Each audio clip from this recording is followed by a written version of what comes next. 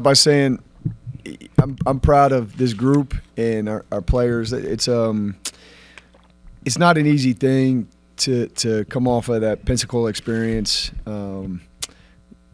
then the non-at-large experience, right, and then show up and get ready to go and care, right, and that's the toughest part of this whole thing in my experience. You can be at the end of the road and just say, yeah, you know what, doesn't really matter. And I thought we came out today and played like we cared. And I thought that Davidson was hungry, right? They're happy to be here and really excited. And I thought they were hungry. They punched us right in the face first, but we were able to kind of bounce back. We figured them out a little bit, and I thought our second half was awesome. So we had a lot of good performances, really good team effort. Obviously, these two, Bree to my right and Sushi to my left, were awesome. I thought Rochelle Scott was awesome. And then P and Ashanti always very consistent. So it was cool to see Angela Williams out there, too. I thought she gave us great minutes. So proud of this group. Shane Metlin, Daily News Record. You talked last time out about, kind of second-guessing yourself how much you played Susha against Arkansas State, worrying about the matchups. Mm-hmm. Another team that doesn't really have a true post player, you obviously went right at them with her, kept her out on the floor for 25 minutes, just, a matter of, lesson learned, or was it kind of making a point to let her, do that this time? Well, she should have played 30. She had 2 fouls in the first half, so she did that part to herself. But no, I thought it was a little bit different. It's a little bit different, and so I'm very critical myself, and I'm not afraid to say that at all. Ark State was that one matchup, and I actually talked to Susha about it, was when they put Griffin at the 5. I never felt like there was even number 11, I'm not going to try to pronounce her name because I'm going to do it wrong. Good player, but not Griffin at the 5, right? With ability to hit 7 threes in my mind, right? So there was people on the floor I thought Susha could guard, and we challenged her when 21 Dunn would come off of like a rub down screen. We had our 5s switching that and guarding. So Susha was awesome today, and she deserved to play, and that's really my answer.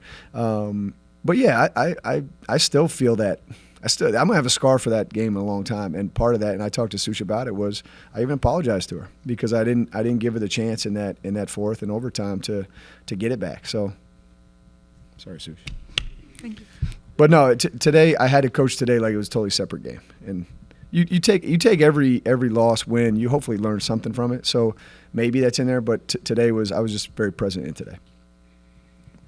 Bree, you had 12 points tonight, tying a career high. Can you just talk about your performance tonight and also your teams, especially in that fourth quarter, coming out with 28 points? Yeah, I think today's game was a lot of fun, and I think that was really important for us to have coming out into this tournament. And, yeah, I knew I wanted to come out with a lot of energy, a lot of hustle, and I think I did that, and I think my teammates fed off of that. I'm Sarah Bathellis from The Breeze, by the way. And then now that you guys can have your footing in this tournament, going into Sunday facing Marquette, what are you guys taking from this game? What do you feel you learned from it? You want them to answer? Yeah, we'll start with Sushi, come on, get on the mic. We're just, very happy to have another opportunity.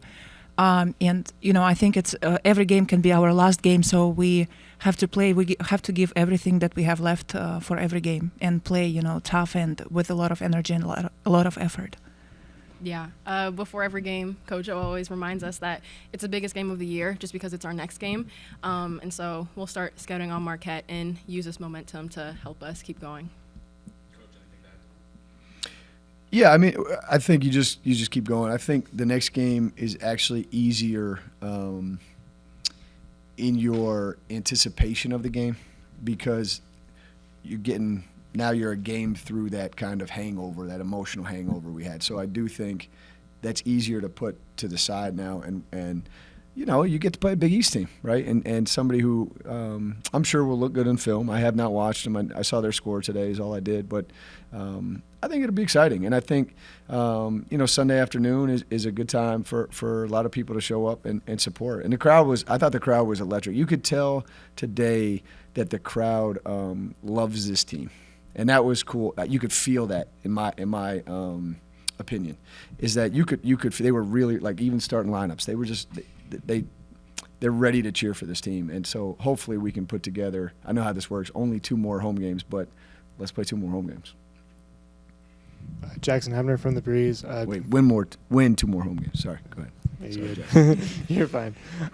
Specifically for Susha, because I know you had great game, double-double, and going into this game, this is a tournament. This could have been your last.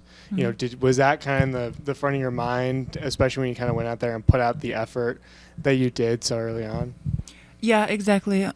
Especially, considering that the tournament didn't go like we wanted to for the team and for me personally. So I was happy that I have another opportunity to turn things around and, fight for another game and play good and win together as a team, because I didn't want our season to end the way it ended in Pensacola. So I'm just happy, and I'm trying to use this opportunity to make the most out of it. Jack Fitzpatrick, ESPN Richmond. Bree, with everything that's gone on since Selection Sunday, not getting the at-large, how did you guys recalibrate through this last week and get ready for tonight? I think we refocused during practice. I think it took a few days to get back into the swing of everything. But then once we started watching film again and doing the scout in our practice, our energy started to pick up, and we were able to refocus before this matchup. And Coach, you guys started the fourth quarter on a 13-0 run. What was the key to that spark to get things going in the fourth quarter? It was closing time, right? And I think one thing this team has learned is, after what we went through, I think there was regrets, right? Everybody, like me, of course, staff, right? I'm sure they had their own, but no regrets right here. Let's go after this thing. And again, it's defense is our whole thing. And I think we really locked down and were able to score in a variety of ways in the fourth. And that's what I was most proud of, is I thought there was a high level of unselfishness. Use Susha's pass out to Rowe. That was like the nail in the coffin for me. It's I just thought we came out and we're realizing the opportunity and how kind of at the end we are, right? And if you don't and you screw around with it, you can be, you're never going to play college basketball again. So I think we really took that opportunity. Jarvis Herring with WHSV. Bree, this one's for you. I remember just earlier in the week you were kind of talking about how you just want to play for your teammates and how you guys want to go out and win this tournament. Do you kind of feel that sense of responsibility in terms of, I need to provide a spark for this team, just given what you can do kind of on the defensive end and the energy it seems that you bring? I think it is a responsibility, but from my perspective, I think it's just being who I am. I think that I do that naturally, and so it was just continue doing what I'm doing. I could emphasize it a little more, make it a bit more personal in a way, but I'm just still being myself.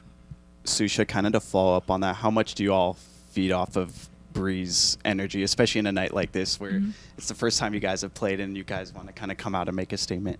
Yeah, I was just about to say, I don't know, to me it feels like Bree does everything. I feel really calm personally when she's on the court, because I know that she will contribute on every single aspect of the game. She will be there on defense, on offense, she will pass, she will rebound, she will organize our offense, run and transition. She does all those things, and she's a big part for our team. Susha, you started that first quarter with 7 points. I think you were perfect from the field. And then it seemed like that Davidson may have adjusted a little bit, bringing double teams, triple teams to you pretty aggressively. How did you adjust your game as the game went on? I just try to keep my head in doing the right decision in the game. So if they double me, I try to look out to pass it out and then repost, and then our guards will shoot and make threes, and then it will open up for me to go one-on-one eventually more. So I just try to focus on doing making a right decision from the situation that I'm in. Coach, what's your message to JMU Nation with an opportunity for more postseason basketball here? Just come support, man. This team is awesome to watch. And I know we're all, I know everybody is, right? Everybody would love to be playing the NCAA tournament, sure. But, man, I've had some absolutely memorable, some of the greatest memories I've ever had coaching were in the WNIT, which is the same level as this tournament. So you can make it great. And I know spring break's coming to an end. Maybe you can get back from spring break. It's a 4:00 game. just roll in. You know, sit in the student section too. But this team has a lot to there's a lot to enjoy with this team, and I'm proud of them. And I hope we can pack this the AUBC and hopefully have a really good experience here on Sunday.